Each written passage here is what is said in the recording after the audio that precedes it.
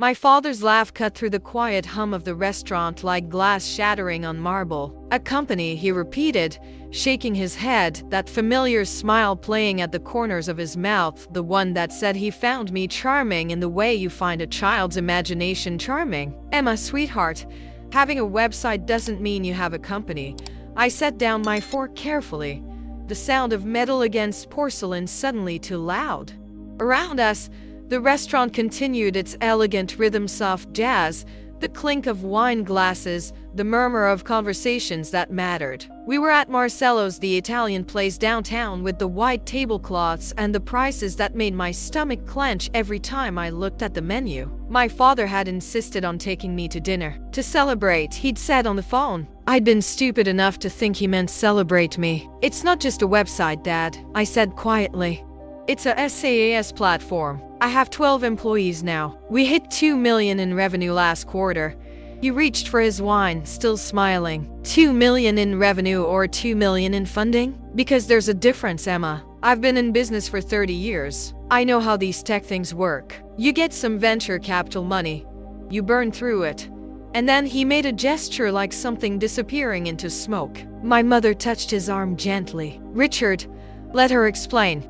But he was already moving on, the way he always did when I tried to talk about my work. The point is, you're 29 years old. You should be thinking about stability, about a real career path. Your cousin Jennifer just made partner at her law firm. Now that's something to build on. I looked down at my plate. Risotto I could no longer taste. Salad I hadn't touched. I'd been so excited to tell him. I'd practiced the words in my car on the drive over, imagining his face when I explained that the little tech hobby he'd been dismissing for 3 years was now a multi-million-dollar business. I'm happy for Jennifer, I said. You could go back to school, my mother offered, her voice bright with false hope. Get your MBA. Your father has connections that I don't need an MBA, Mom. I have a company. My father laughed again, softer this time, but somehow worse. Emma, I love your optimism.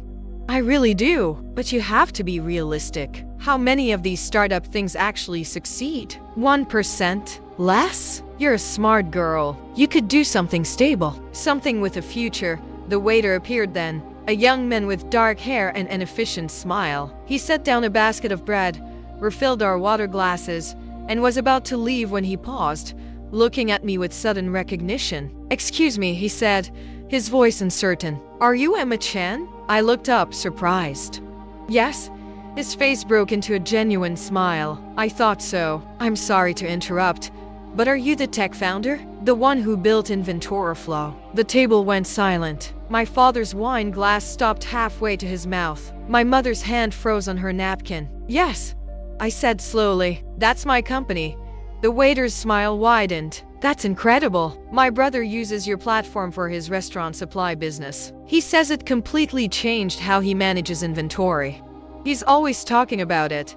He laughed, embarrassed. Sorry, I'm geeking out. I'm actually studying computer science at UD, and your algorithm is like it's brilliant. The way you optimized for real-time data processing across multiple supply chains? We studied it in my advanced systems class. I felt my cheeks warm. Thank you. That's really kind. No, seriously. You're kind of a legend in the CS department. Professor Martinez uses your case study to teach scalable architecture. He glanced at my parents, then back to me. Anyway, I'll let you get back to your dinner. But it's an honor to meet you. Really. He walked away, still smiling. The silence at our table was deafening. My father set down his wine glass very carefully. My mother stared at me as if I'd suddenly started speaking a language she didn't understand. What was that about? My father asked finally. I picked up my fork. That was about my company, Dad. The one you think is just a website. He said they study you in classes? Apparently. My mother leaned forward. Emma, why didn't you tell us it was I mean? We didn't know it was that serious. I tried to tell you. I said quietly. I've been trying to tell you for 3 years, but every time I bring it up, you change the subject or suggest I get a real job or compare me to Jennifer. My father's face had gone red. Not with anger, with something else. Embarrassment, maybe. Or shame. 2 million in revenue, he said slowly. You said 2 million in revenue last quarter. We're on track for 10 million this year. $10 million. Yes. He sat back in his chair, his hand moving to his mouth, his eyes distant. I watched him process it, watched the reality of what I'd built crash into the assumptions he'd been carrying for years. Why didn't you tell us? My mother asked, her voice small. I did tell you. You didn't listen. The waiter returned with our entrees. He set them down with a professional smile, but I caught the way he glanced at me with respect, with admiration, with the kind of recognition I'd never gotten from my own family. We ate in silence. The risotto tasted like nothing. The jazz played on. Around us, other families laughed and talked and celebrated things that mattered to them. My father cleared his throat. I owe you an apology.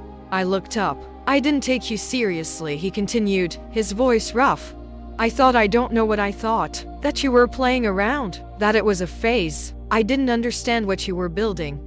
You didn't try to understand, I said. He flinched. You're right. I didn't.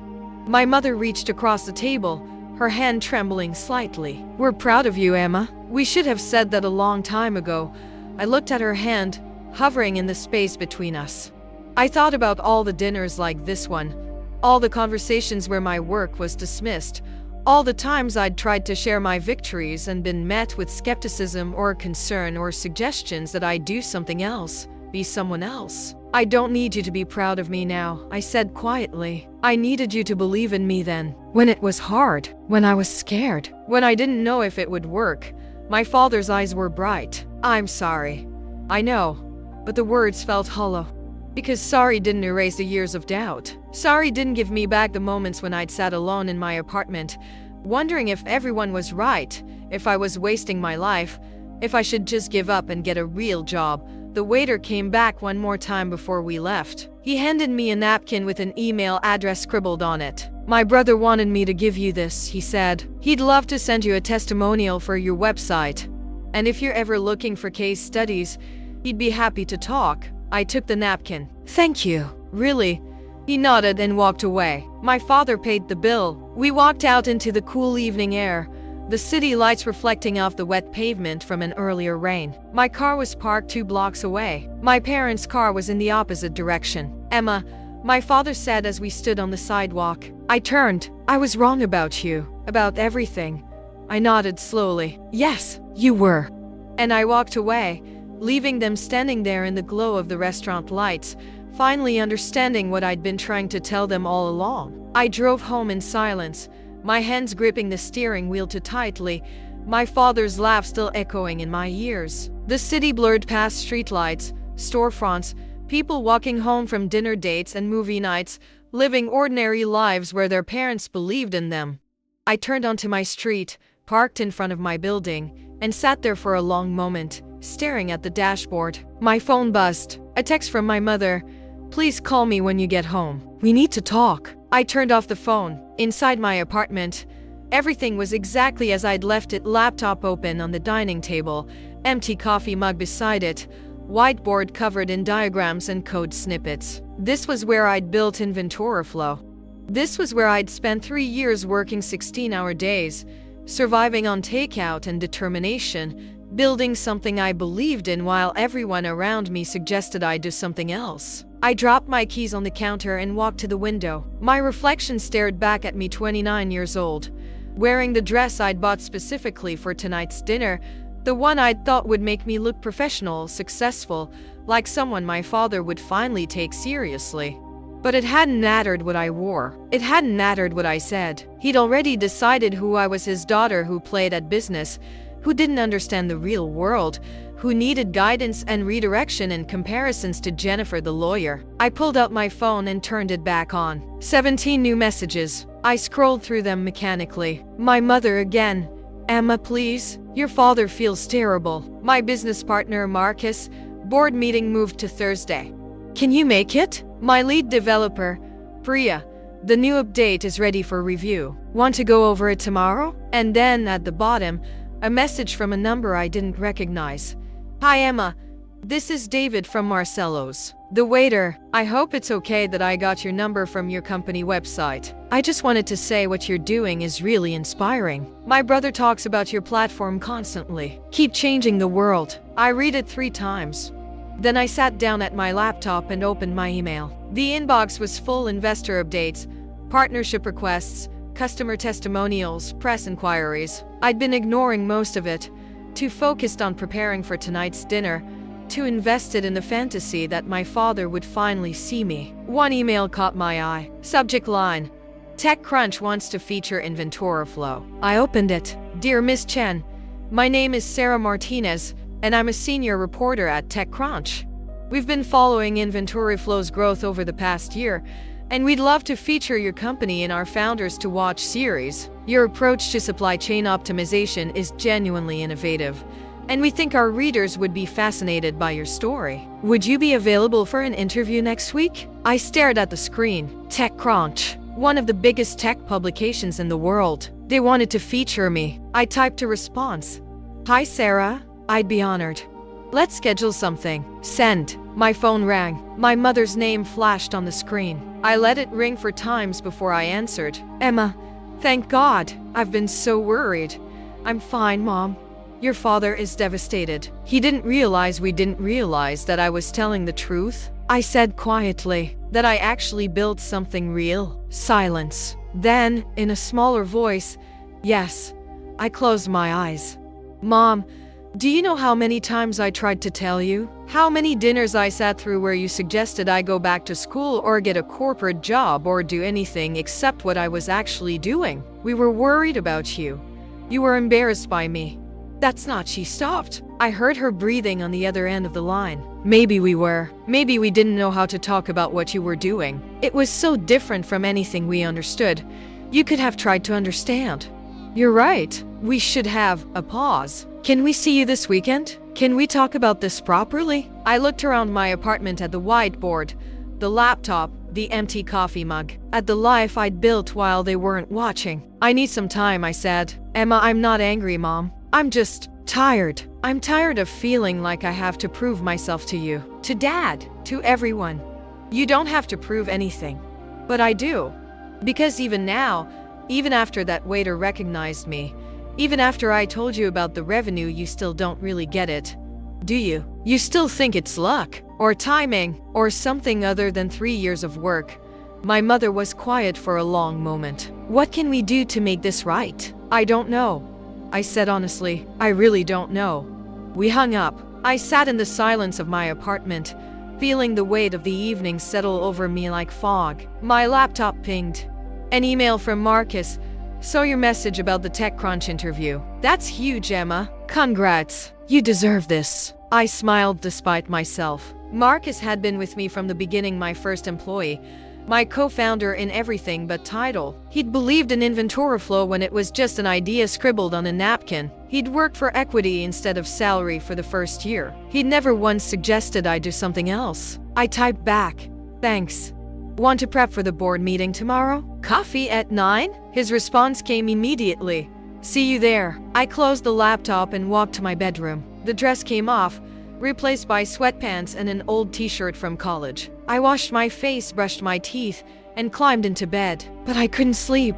I kept thinking about my father's laugh, about the way he dismissed me so casually, so completely, about the moment the waiter had recognized me and everything had shifted, the look on my father's face, the sudden silence, the belated apology that felt too little, too late. At a.m., I got up and went back to my laptop. I opened a document I'd started months ago and never finished, a blog post about building a company as a woman in tech, about the isolation and the doubt and the constant feeling that you had to work twice as hard to be taken half as seriously. I started typing. My father laughed when I told him I had a company. He didn't mean to be cruel. He just didn't believe me. And why would he? I didn't look like a founder. I didn't have an office or a fancy title or a Stanford degree. I had a laptop and a dream and 3 years of work that no one took seriously. The words poured out raw, honest, unfiltered. I wrote about the dinners where my work was dismissed, the comparisons to cousins with real jobs, the suggestions that I do something stable, something safe, something other than what I was actually doing. I wrote about the waiter who'd recognized me, about the validation that came from a stranger instead of my own family, about the strange, hollow feeling of finally being seen, but only after I'd already proven myself to everyone else. By the time the sun came up, I had 3,000 words. I read through them once, then saved the document and closed the laptop. I made coffee. I showered. I dressed in jeans and a sweater, my usual uniform, the one that made me feel like myself instead of someone trying to impress her father. At 8:45 a.m., I walked to the coffee shop 3 blocks from my apartment. Marcus was already there, sitting at our usual table by the window, 2 laptops open in front of him. "Morning," he said, looking up. "You okay? You look tired. Long night. Want to talk about it?" I sat down across from him. My father didn't believe I had a real company. Then a waiter recognized me at dinner and everything got weird. Marcus winced. "Ouch. Yeah, for what it's worth," he said. "You have a very real company. A very successful, very real company that's changing how thousands of businesses operate. Your father's opinion doesn't change that." I smiled. "I know. It's just it would be nice if the people who are supposed to believe in you actually did. They will," Marcus said. "Eventually, when they can't ignore it anymore." We spent the next 2 hours going over the board presentation, reviewing metrics, discussing growth strategies. It was comfortable, familiar, the kind of work that reminded me why I'd started this in the first place. Not for recognition, not for validation, but because I'd seen a problem that needed solving and I'd believed I could solve it. At a.m., my phone rang. Unknown number. I answered. "Hello? Emma Chen?" A woman's voice, professional and warm. "Yes, this is Jennifer Lawson from Forbes. We're putting together a feature on emerging tech founders, and your name came up repeatedly in our research. Would you be interested in being interviewed for the piece?" I looked at Marcus. He raised his eyebrows, curious. "Yes," I said. "I'd be very interested." The Forbes interview happened on a Tuesday afternoon, 2 weeks after the dinner at Marcello's. I met Jennifer Lawson at a cafe in downtown Austin, not one of the coffee shops where I used to work, but a newer place with exposed brick and industrial lighting, the kind of spot that looked good in photographs. She was younger than I'd expected, maybe 35, with sharp eyes and a recorder she set on the table between us. "Thank you for meeting me," she said, ordering a cappuccino. "I've been following Inventory Flow's trajectory for about 6 months now. Your growth metrics are remarkable." "Thank you. But I'm not here to talk about metrics," she continued, settling back in her chair. "I want to talk about you, about how you built this, about what it was like before anyone believed in you." I felt something tighten in my chest. "What do you mean?" "I've interviewed a lot of founders, Emma. Most of them had support systems, family money, mentors, networks. But from what I can tell, you built this completely on your own. No venture capital for the first 2 years. No co-founders initially. Just you and a laptop." She leaned forward. "That's the story I want to tell. Not the success story, the before story. The part where no one was watching." I looked down at my coffee. "Why does that matter?" "Because that's the part people need to hear. The part where you didn't know if it would work. The part where everyone told you to do something else." She paused. "I heard about what happened at Marcello's. The waiter who recognized you. Your father who didn't." I looked up sharply. "How did you?" "David, the waiter, he's a friend of my intern. He told her about it.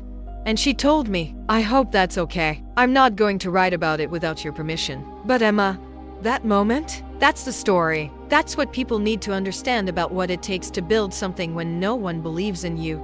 I sat very still. Around us, the cafe hummed with conversation, other meetings, other stories, other lives intersecting for brief moments before moving on. "My father laughed," I said quietly. "When I told him I had a company, he actually laughed." Jennifer didn't write anything down. She just listened. "He's been in business his whole life. He runs a successful consulting firm. He knows what success looks like, or he thinks he does. And I didn't look like it. I didn't have an office or employees he could see or quarterly reports he could understand. I just had a platform that was helping thousands of businesses, but because he couldn't touch it, couldn't see it, it wasn't real to him." What did that feel like? I thought about it. Like being invisible. Like spending 3 years building something extraordinary and having the people who are supposed to love you most act like you're wasting your time. "Did you ever think about quitting?" "Every day," I said honestly. "Every single day. especially in the beginning, when I was maxing out credit cards to keep the servers running, when I was working 18-hour days and eating ramen for dinner, when I'd go to family events and people would ask what I was doing and I'd see their eyes glaze over when I tried to explain. But she didn't quit. No. Why not? I looked out the window at the street beyond, people walking past, living their lives, most of them probably working jobs they didn't love for bosses who didn't appreciate them. Safe jobs, stable jobs, the kind my father wanted me to have. Because I believed in what I was building, I said, even when no one else did, even when I didn't believe in myself. I believed in the problem I was solving, and that was enough. Jennifer smiled. That's the story. The interview lasted 2 hours. We talked about the technical challenges, the business model, the moment I got my first paying customer. But mostly we talked about the loneliness of building something alone, about the family dinners where I felt like a failure, about the night I'd almost given up and applied for corporate jobs, then decided to give it one more month. One more thing, Jennifer said as we were finishing. The waiter, David, he said something interesting. He said you were kind of a legend in the computer science department at UD, that they study your algorithm in classes. Did you know that? I shook my head. Not until he told me.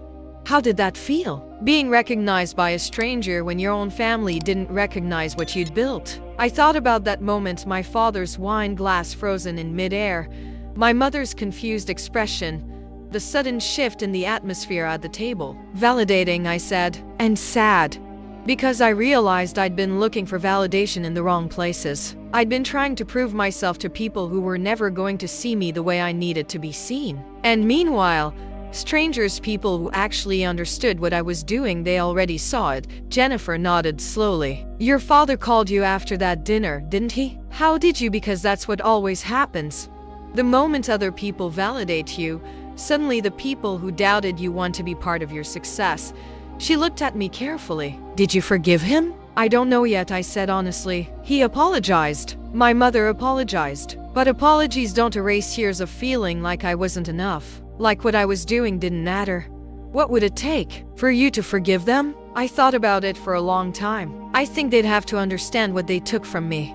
Not just to support the belief. They'd have to understand that every time they suggested I do something else, every time they compared me to my cousin with a law degree, every time they treated my work like a hobby, they were telling me I wasn't capable of knowing my own path. And that's not something you can apologize away. Jennifer turned off her recorder. Thank you for being honest. This is going to be a powerful piece. When will it run? Next month. I'll send you a draft before we publish.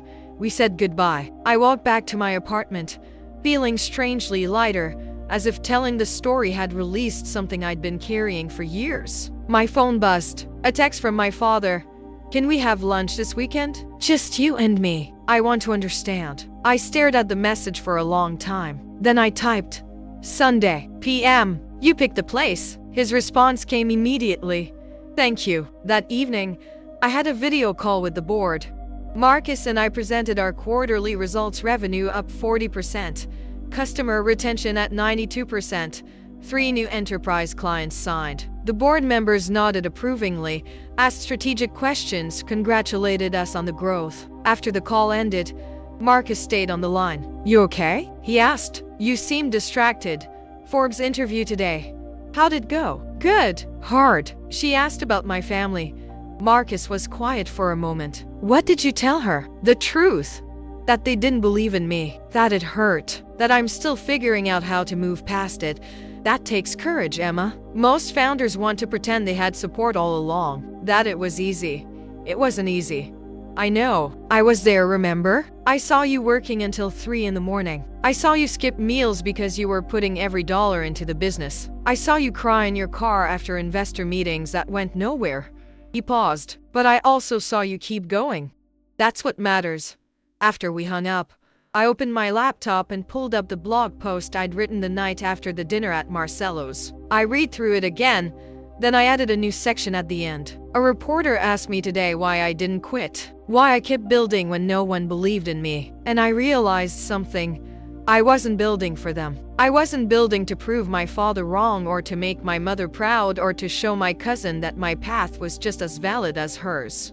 I was building because I saw a problem that needed solving, because I believed I could solve it, because the work itself mattered, regardless of whether anyone was watching. And that's the secret, I think. The thing that keeps you going when everyone else thinks you should quit. Not stubbornness, not pride, but genuine belief in the value of what you're creating. The recognition came eventually. The validation arrived. But by then, I'd already validated myself. And that's the only validation that actually matters. I saved the document. Then I published it on Medium.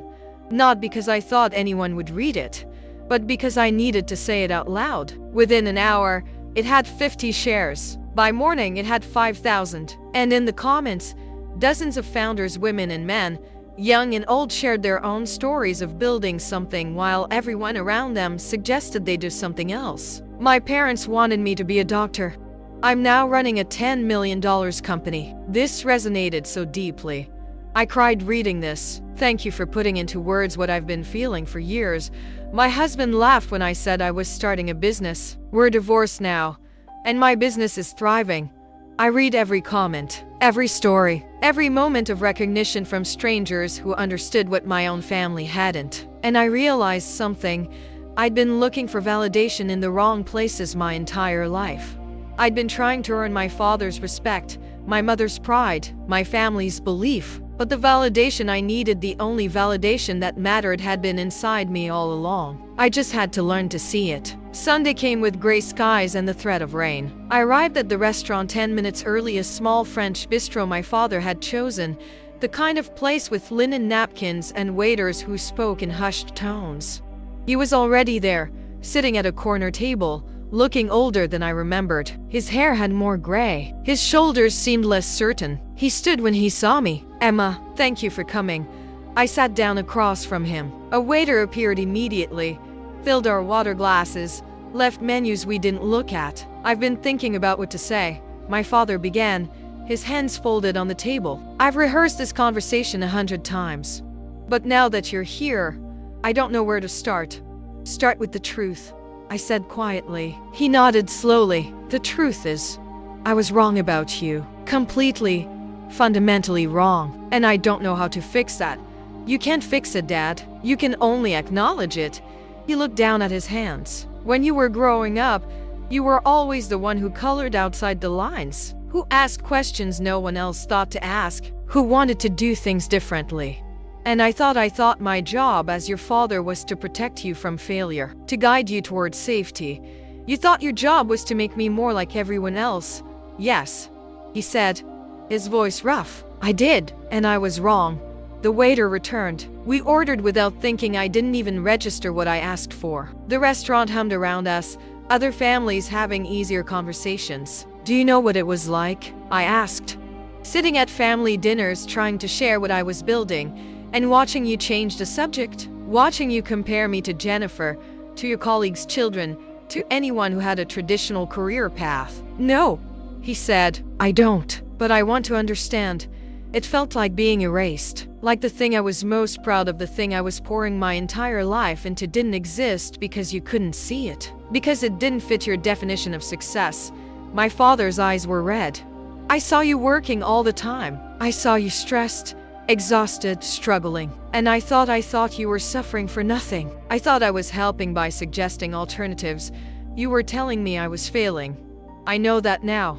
Our food arrived. Neither of us touched it. "The night at Marcello's," my father continued, "when that waiter recognized you, I've never felt shame like that in my life. Not because other people saw me dismiss you, but because I realized I'd been dismissing you for years. And you'd succeeded anyway, despite me, maybe even in spite of me."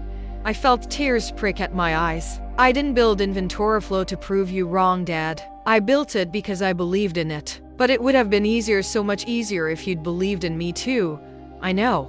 Do you? Do you really understand what you took from me? Not money, not connections, but the simple belief that what I was doing mattered, that I was capable, that I knew my own path." He reached across the table, his hand trembling slightly. "I can't give you back those years. I can't undo the damage, but I want to try to understand who you are now. Not who I thought you should be, who you actually are."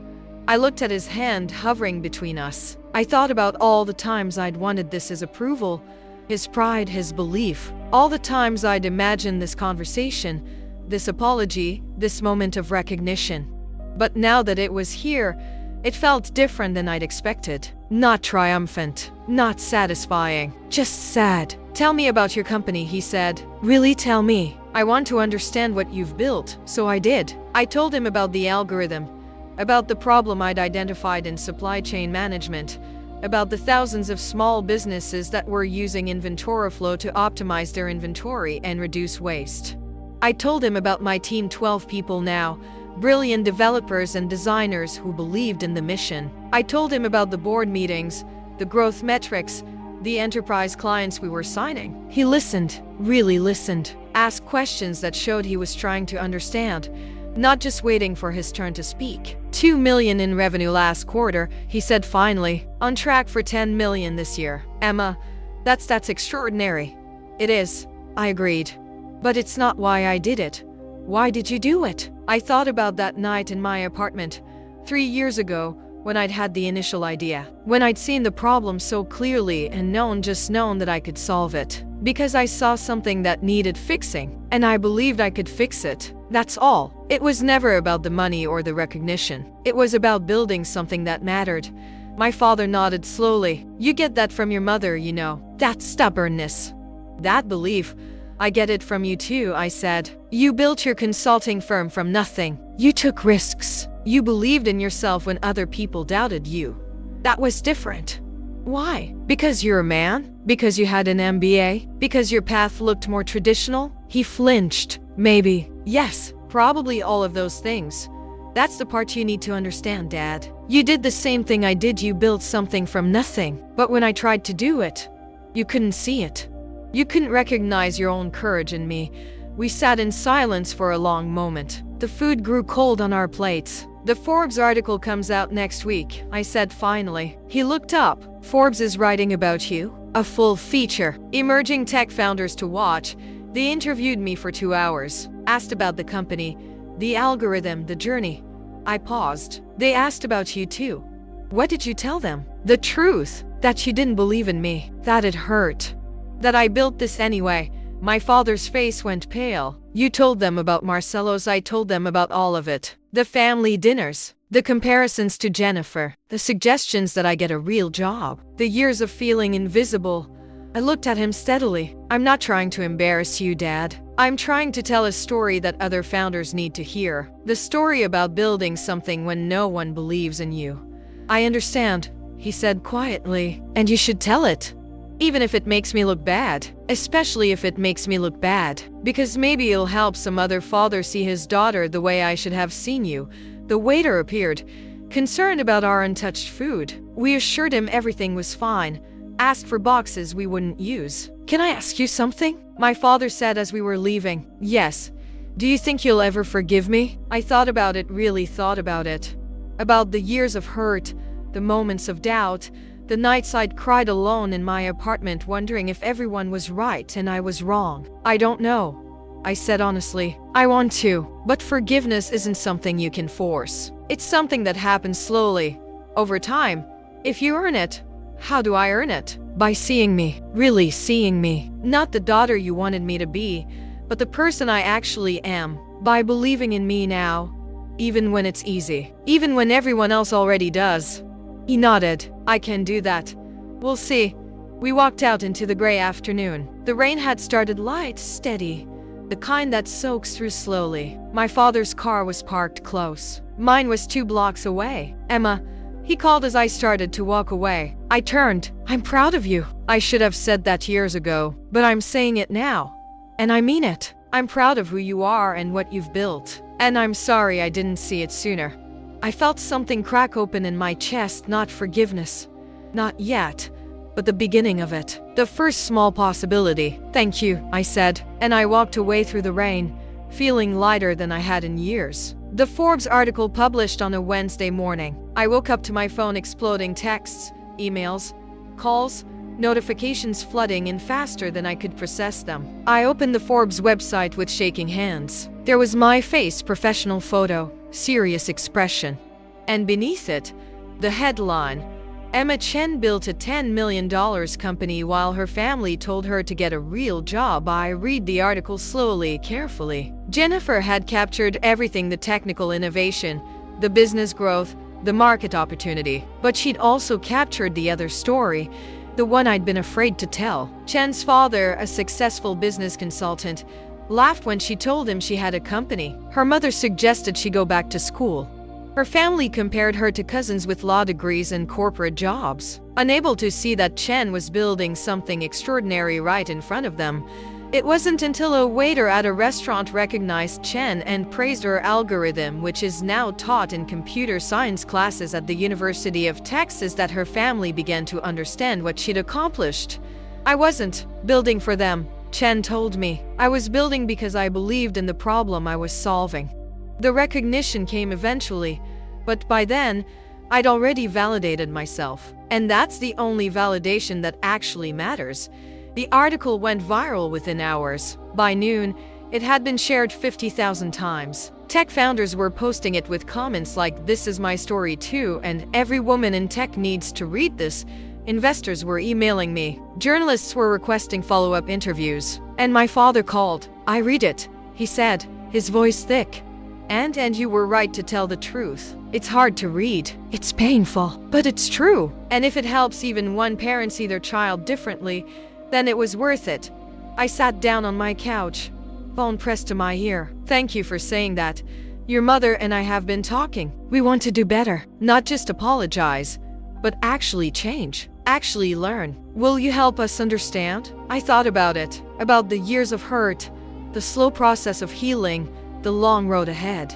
"Yes," I said finally. "I will." 6 months after the Forbes article, I stood in front of a different audience. Not a tech conference this time. Not investors or journalists or computer science students. Just a room full of women, 50 of them, maybe 60, gathered in a community center on a Saturday morning for a workshop called Building Your Business When No One Believes in You. I hadn't planned to teach workshops. It had started with a single email from a woman named Sarah who'd read the Forbes article and asked if I'd be willing to talk to her daughter, a 23-year-old trying to launch a sustainable fashion brand while her family pressured her to go to law school. I'd said yes. Then another request came. Then another. Until finally, my assistant had suggested we formalize it: monthly workshops, free of charge, for women building businesses without support systems. Now I looked out at the faces in front of me, young and old, confident and terrified, all of them carrying the same weight I'd carried for years. The weight of being unseen. My father laughed when I told him I had a company. I began, and I saw recognition flicker across their faces. Not because he was cruel, but because he couldn't see what I was building. It didn't fit his definition of success, so it didn't exist. A woman in the front row nodded, her eyes already bright with tears. For 3 years, I worked 18-hour days. I maxed out credit cards. I ate ramen for dinner and skipped doctor's appointments because I couldn't afford them. And every time I saw my family, they asked when I was going to get a real job. I paused, remembering those dinners. The comparisons to Jennifer, the suggestions that I go back to school, the casual dismissal of everything I was building. Then one night, at a restaurant, a waiter recognized me. He told my father that my algorithm was being taught in computer science classes, that I was kind of a legend in the CS department. I smiled slightly, and suddenly, everything changed. My father apologized. My mother wanted to celebrate. Everyone wanted to be part of my success. But here's what I learned. I continued, walking slowly across the front of the room. The validation I was looking for, the belief I needed from my family, I already had it. I'd had it all along. I just didn't know how to see it. A hand went up. A woman in her 40s, wearing a business suit that looked expensive but tired. "How do you do that?" she asked. "How do you believe in yourself when everyone around you is telling you you're wrong?" I thought about it. You focus on the work, not the recognition, not the validation, just the work itself. You ask yourself, does this problem need solving? Am I the person to solve it? And if the answer is yes, you keep going, even when it's hard. Even when you're scared, even when everyone thinks you should quit. Another hand, a younger woman, maybe 25. "What about the loneliness? How do you handle building something alone? You find your people, I said. Not your family necessarily. Not the people who are supposed to support you, but the people who actually do. My business partner, Marcus, believed in me from day one. My lead developer, Priya, took a pay cut to join my team because she believed in the mission. The waiter at Marcello's recognized what I was building before my own father did. I paused. Your people are out there. Sometimes they're strangers. Sometimes they're in places you don't expect. But they exist. We spend the next 2 hours talking about funding strategies and business models and technical challenges. But mostly we talked about belief. About the courage it takes to build something when no one is watching. About the strength required to keep going when everyone suggests you do something else. Afterward, women lined up to talk to me, to share their stories, to ask for advice, to simply be seen. The woman in the business suit told me she'd been running a consulting business for 5 years while her husband insisted it was just a hobby. The young woman told me her parents had stopped speaking to her when she dropped out of medical school to launch a nonprofit. A 60-year-old told me she'd started her first business at 58 after her children told her she was too old. I listened to every story. I saw myself in every face. When the last woman left, I sat alone in the empty community center, feeling the weight and lightness of the morning settle over me. My phone buzzed. A text from my father. Your mother and I are making dinner tonight. Will you come? No pressure. I smiled. We'd been doing this weekly dinners, just the three of us, slowly rebuilding what had been broken. It wasn't perfect. There were still moments of tension, still echoes of old patterns. But it was real. It was honest. It was progress. I typed back. I'll be there. 6 p.m. Perfect. Love you. Love you too. Another text. This one from Marcus. Board approved the Series B funding. We're officially valued at $50 million. Congrats, boss. I stared at the number. $50 million. 5 years ago, I'd been working out of coffee shops, wondering if I was wasting my life. Now I had a company worth $50 million, a team of 40 employees, and thousands of customers whose businesses ran better because of what I'd built. But the number didn't feel as important as I'd once thought it would. What mattered was the woman in the business suit who'd stayed after the workshop to tell me she was finally leaving her husband. What mattered was the young woman who decided to keep building her nonprofit despite her parents' disapproval. What mattered was the 60-year-old who'd realized it was never too late to start. What mattered was the work itself. The belief. The stubborn, irrational courage to build something when no one else could see it. I drove to my parents' house that evening as the sun was setting, painting the sky in shades of orange and gold. The house looked the same as it always had, the hedges my mother had planted, the mailbox with our family name, the driveway where I'd learned to ride a bike. But everything felt different now. My father answered the door. He hugged me, a real hug, the kind that said I see you without needing words. Come in, he said. Your mother made your favorite. Inside, the dining room table was set for 3. No extended family, no comparisons to Jennifer, just us. We ate dinner slowly, talking about small things and big things. My mother asked about the workshop. My father asked about the Series B funding. I told them about the women I'd met, the stories I'd heard, the recognition I'd seen in their eyes. You're doing important work, my mother said quietly. Not just the company, but this helping other women believe in themselves. That matters. It does. I agreed. My father set down his fork. I've been thinking about something you said. About how I couldn't recognize my own courage in you. About how I'd built something from nothing but couldn't see you doing the same thing. Yes, I think I was scared, he said. Scared that you'd fail and I'd have to watch you get hurt. Scared that your path was harder than mine and I couldn't protect you from it. So instead of supporting you, I tried to redirect you. And I'm sorry for that. I'm sorry I let my fear become your burden. I felt tears prick at my eyes. Thank you for understanding that. I'm trying, he said. We both are. After dinner, I helped my mother with the dishes while my father made coffee. We stood at the sink together, her washing, me drying, falling into the rhythm we'd had when I was young. Are you happy? She asked suddenly. I thought about it, about the company, the recognition, the validation that had finally arrived, about the workshops and the women I was helping and the belief I was spreading. Yes, I said. I am. Good. She said softly, "That's all I ever wanted for you. I just didn't know how to let you find it your own way." We finished the dishes. We drank coffee. We sat in the living room and talked until it was late, until the conversation had covered everything and nothing, until it felt like family again. When I left, my father walked me to my car. "I read your blog post," he said. "The one you published after Marcelo's, about building for yourself, not for validation. What did you think?" "I think you're wiser than I ever was at your age. Maybe wiser than I am now." He paused. "I'm glad you kept going, Emma. Even when I told you not to. Especially when I told you not to." I hugged him. "Me too." I drove home through the quiet streets, the city lights reflecting off the pavement, the night air cool through the open window. My apartment was dark when I arrived, but it didn't feel empty anymore. It felt like home. I made tea. I opened my laptop.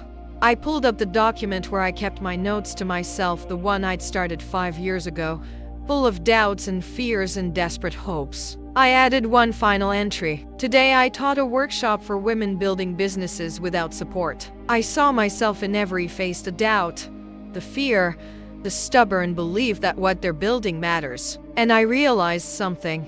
The validation I spent years searching for, the recognition I thought I needed, it was never about other people seeing me. It was about me seeing myself. My father believes in me now. My mother is proud. The world recognizes what I've built. But none of that changed who I am or what I'm capable of. I was always this person, the founder, the builder, the woman who could see problems and solve them. I just needed to learn to see it myself. 5 years ago, my father laughed when I said I had a company. Today, my company is worth $50 million. But the real victory isn't the valuation. It's the fact that I kept going, that I believed in myself when no one else did, that I built something extraordinary in the quiet spaces where no one was watching. And now, I get to help other women do the same. I get to be the person I needed 5 years ago, the one who says, "I see you. I believe in you. Keep going." That's the real success. Not the money, not the recognition, but the ability to see yourself clearly, believe in yourself completely, and build something that matters regardless of who's watching. I saved the document. I closed the laptop. I stood at the window and looked out at the city, at all the lives happening in parallel to mine, all the dreams being built in coffee shops and apartments and quiet corners where no one was watching. And I thought about the waiter at Marcelo's, the one who'd recognized me when my own father didn't. The one who'd changed everything with a simple question: "Are you the tech founder?" "Yes," I thought. "I am, and I always was."